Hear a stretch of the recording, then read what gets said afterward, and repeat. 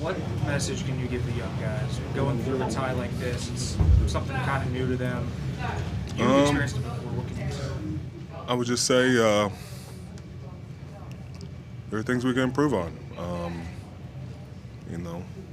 Not enough plays made by us to win the game, offense, defense, special teams. I know it's a tie, but if it's not a win, I don't really think you can hang your hat on that. Cam, did you see anything in the week leading up, anything that warned you that something like this could happen? Man, no. Gap integrity becomes huge. They did some things that were a little bit obscure. A couple times we were running blitzes, and most of the time it's give up football. But they made some plays in the run game, getting out. Extra linemen. We didn't do a good job of getting off blocks. When they have an extra lineman, they take a receiver off the field. But at the same time, we have to get off blocks, stay in our gaps, drive our feet. Early on, myself included, I missed a couple of tackles. But it came down to a tie game.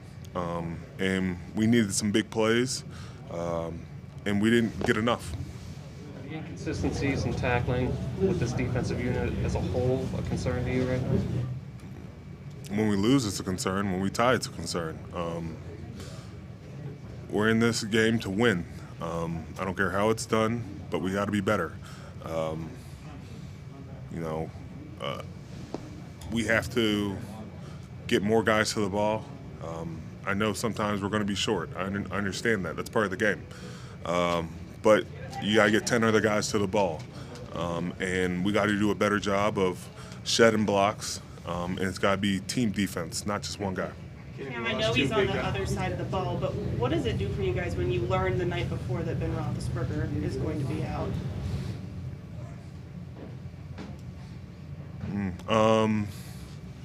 How can I say this nicely? Shit happens. That just happens. We all want Ben to be out there, but that just happens. I told the guys before the game, we wish Ben to get healthy, but Ben's not the only guy that makes this team. This is a team game, and we had full confidence in Mason, and we still do.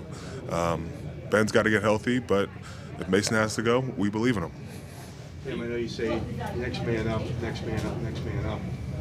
You lose Joe, you lose TJ in this game. At what point, with the guys that you're already playing without, does it become a tipping point? Until 53 are gone. We go into camp, and everybody gets a chance to practice. We go into practice, everybody gets a chance to practice. If you're not ready for those moments, shame on you. I believe fully and confident in every guy in that locker room.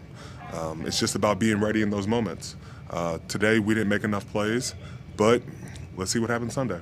Cam, the Seattle game, admittedly, you guys attacked before. Was this on the order of that? Yeah.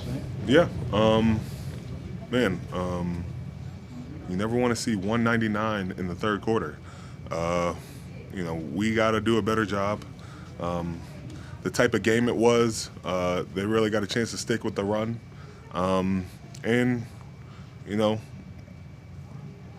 We got to buckle up. I'm first to say I got to be better and start some practice. Cam, does it get demoralizing? We haven't gone through the ball 10 times through 3 quarters.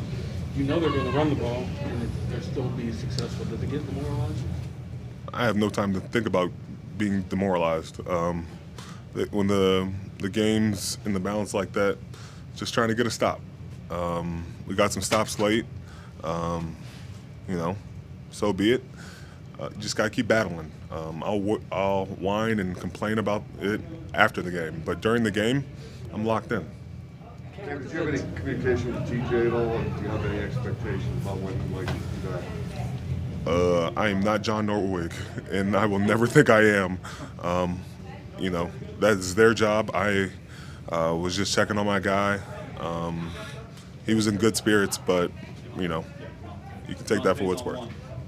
Cam, what does it take for everybody to be ready for that moment? Is that a switch that just gets flicked on? Is that a leadership thing? It's not a switch. I know I'm beating a dead horse, but it goes back to practicing. You know, getting off blocks, fundamentals, technique, driving your feet on contact.